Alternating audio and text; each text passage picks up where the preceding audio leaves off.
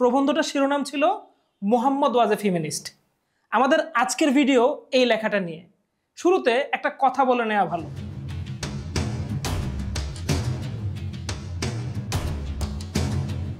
ইউবিকুইটি ইউনিভার্সিটির প্রতিষ্ঠাতা doctor gym garrison Cambridge বিশ্ববিদ্যালয় থেকে ধর্ম দর্শনের উপর পিএইচডি করেন। তার আগে ইতিহাস আর বিশ্বের বিভিন্ন ধর্মতত্ত্ব নিয়ে পড়ালেখা করেন হার্ভার্ড বিশ্ববিদ্যালয় থেকে।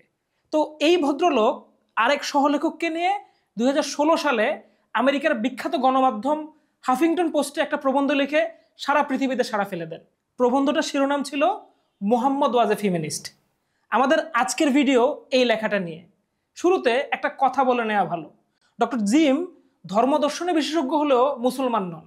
আবার আমিও ইসলাম এবং অন্যান্য ধর্মদর্শনের একজন আগ্রহী ছাত্র হওয়ার পরেও এখনো খুব অল্পই জানি। নবী মোহাম্মদ সাল্লাল্লাহু আলাইহি ওয়াসাল্লাম সম্পর্কে কিছু বলার ক্ষেত্রে যদি কোনো ভুলভ্রান্তি করে থাকি, শুরুতেই ক্ষমা চেয়ে নিচ্ছি। আমার উদ্দেশ্য কাউকে আহত করা নয়, বরং এমন একটা বিষয়কে সবার সামনে আনতে চাই যেটা হয়তো আপনার চিন্তার জগৎকে চিরতরে বদলে দিতে পারে। আমি সেই লেখাটার থেকেই কিছু কিছু অংশ আপনাদেরকে আজকে পড়ে শোনাবো। ডক্টর জিম শুরু করছেন এভাবে: এবার ইসলামের নারীকে সম্পূর্ণ স্বাধীনতা দেওয়া উচিত, যেমনটা নবী মুহাম্মদ সাল্লাল্লাহু আলাইহি ওয়াসাল্লাম তার সময়ে নারীদেরকে দিয়েছিলেন এবং যেমনটা পবিত্র কোরআনেও উল্লেখ করা হয়েছে। এখন ইসলামী মৌলবাদীরা নারীদের সাথে যে আচরণ করছে তা দেখে নবী অত্যন্ত আতঙ্কিত ও লজ্জিত হতেন। কোরআনে যা বলা হয়েছে কিংবা নবী মুহাম্মদ সাল্লাল্লাহু আলাইহি ওয়াসাল্লাম যা শিখিয়েছেন বা তিনি মহিলাদের সঙ্গে যেমন আচরণ করতেন তার সাথে এখন যা ঘটছে তা পুরোপুরি অসামঞ্জস্যপূর্ণ। বৌদ্ধ, খ্রিস্টান, ইসলাম এবং ইহুদি ধর্ম এ সমস্ত মহান ধর্মের প্রতিষ্ঠাতাদের মধ্যে নবী মুহাম্মদ সাল্লাল্লাহু আলাইহি ওয়াসাল্লাম সবচেয়ে র্যাডিক্যালভাবে কাজ করেছেন নারীদেরকে এম্পাওয়ার্ড করার জন্য। তর্কাতীতভাবে তিনি ছিলেন ইতিহাসের প্রথম নারীবাদী। ডক্টর জিম বলেন, আজকের মুসলমানেরা সংকটে জর্জরিত আরব্য সংস্কৃতিকে সংস্কার ও পুনরুজ্জীবিত করার জন্য যেই একক কাজটা সবচেয়ে গুরুত্ব নিয়ে করতে পারে সেটা হচ্ছে তাদের নারীদের মুক্ত করা এবং তাদের সম্পূর্ণ অধিকার নিশ্চিত করা, যেটা সারা দুনিয়ার নারীরা উপভোগ করছেন। আরব বসন্তের প্রকৃত চাবিকাঠি নারীর সমতার ভিতরেই বিদ্যমান রয়েছে। ডক্টর জিম গ্যারিসন বলছেন, মহান ধর্মগুলোর প্রতিষ্ঠাতাদের যদি আমরা লক্ষ্য করি দেখতে পাবো কনফুসিয়াস মহিলাদের কথা উল্লেখই করেননি এবং তার সমস্ত শিক্ষায় ধরেই নিয়েছিলেন যে আমরা সবসময় পুরুষতান্ত্রিক ব্যবস্থার মধ্যে পুরুষের অধীনস্থ হয়ে থাকব। বুদ্ধ শিখিয়েছেন যে মহিলারা আলোকিত হতে পারে, তবে মহিলাদের সন্ন্যাসী হওয়ার অনুমতি দেওয়ার আগে তাকে 3 বার চাপ প্রয়োগ করতে হয়েছিল। গসপেলের বিবরণগুলিতে যিশু মহিলাদের অবস্থা সম্পর্কে স্পষ্টভাবে তেমন মন্তব্য করেননি, যদিও বাজে অপবাদ আছে এমন মহিলাদের তিনি মর্যাদা দিয়েছিলেন এবং অইহুদি মহিলাদের সাথে কথা বলেছিলেন, যেটা সেই সময়ের জন্য বড় বিষয়। এদের ভিতর নবী মুহাম্মদ সাল্লাল্লাহু আলাইহি ওয়াসাল্লাম মৌলিকভাবে ভিন্ন ছিলেন। তিনি স্পষ্টভাবে নারী ও পুরুষের আমূল সমতাকে আধ্যাত্মিকভাবে একটি মৌলিক নীতি হিসেবে শিক্ষা দিয়েছিলেন এবং তিনি তার নিজের জীবদ্দশায় আরবে নারীদের অবস্থান ও ভূমিকাকে গভীরভাবে উন্নত করার জন্য অসংখ্য দৃঢ় পদক্ষেপ গ্রহণ করেছিলেন। নবী মুহাম্মদ সাল্লাল্লাহু আলাইহি ওয়াসাল্লাম নারীদের দুর্দশার প্রতি সংবেদনশীল ছিলেন, কারণ তিনি নিজে দরিদ্র এবং এতিম হয়ে জন্মগ্রহণ করেছিলেন।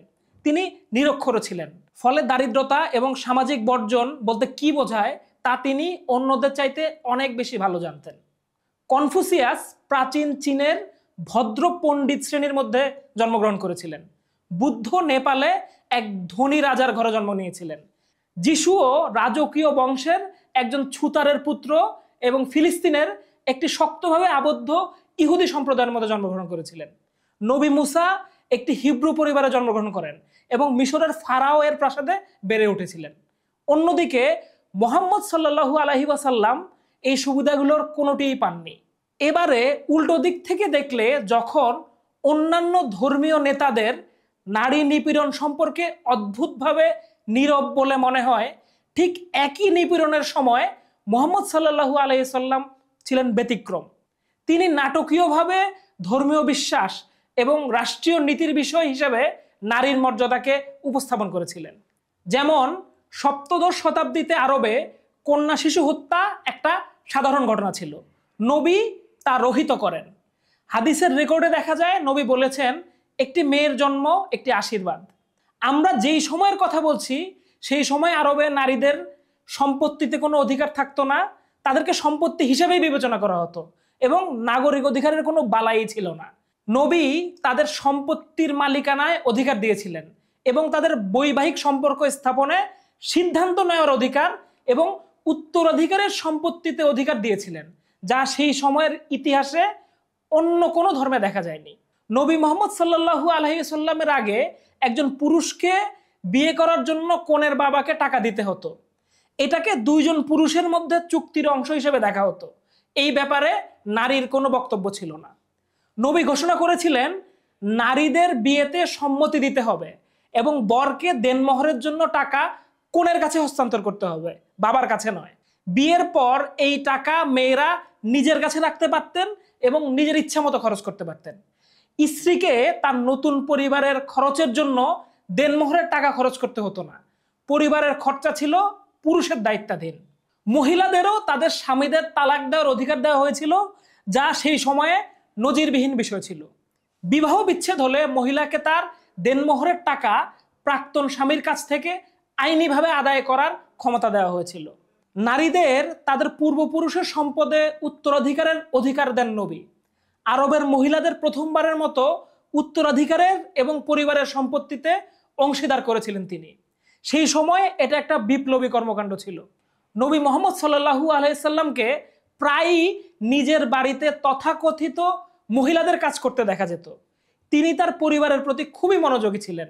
খাদিজা রাদিয়াল্লাহু আনহার সাথে তার প্রথম বিয়ের মেয়াদ ছিল 15 বছর এবং এই বিয়েটা ছিল মনোগেমাস, যেটা সেই সময়ে আরবে একটা বিরল ঘটনা। জীবনীকারদের বিবরণ থেকে দেখা যায় নবীও তার প্রথম স্ত্রীর মধ্যে গভীর প্রেম ছিল এবং প্রকৃতপক্ষে খাদিজাই ছিলেন প্রথম ব্যক্তি যিনি ইসলাম গ্রহণ করেছিলেন। তিনি ফেরেশতা জিব্রাইলের সাথে নবীর প্রথম সাক্ষাৎ এবং কোরআনের প্রথম নাজিল হওয়া আয়াত পাঠের সময় থেকেই তাকে উৎসাহ দিয়ে গেছেন। খাদিজার মৃত্যুর পর নবী 12টি বিয়ে করেন। একজন ছিলেন তার সবচেয়ে কাছের বন্ধু এবং মিত্র আবু বকরের কন্যা আয়েশা। বাকিরা প্রায় সবাই ছিলেন বিধবা, তালাকপ্রাপ্ত মহিলা বা বন্দী। নবী ধারাবাহিকভাবে প্রচার করেছিলেন যে যারা দুর্ভাগ্যের মুখোমুখি হয়েছিলেন তাদের রক্ষা করার দায়িত্ব পুরুষদের। এটাই ছিল বহুবিবাহকে উৎসাহিত করার অন্যতম কারণ। তাছাড়া সপ্তদশ শতাব্দীর আরবে নারীরা পুরুষদের তুলনায় সংখ্যায় অনেক বেশি ছিল, কারণ সেই সময়ের আন্ত উপজাতিক যুদ্ধে প্রচুর পুরুষ নিহত হতো।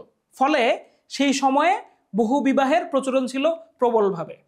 নবীর বেশ কয়েকজন স্ত্রী ছিলেন দরিদ্র ও নিঃস্ব। তিনি এই দরিদ্র ও নিঃস্ব মহিলাদের তাদের সন্তান সহ তার নিজের ঘরে নিয়ে যান।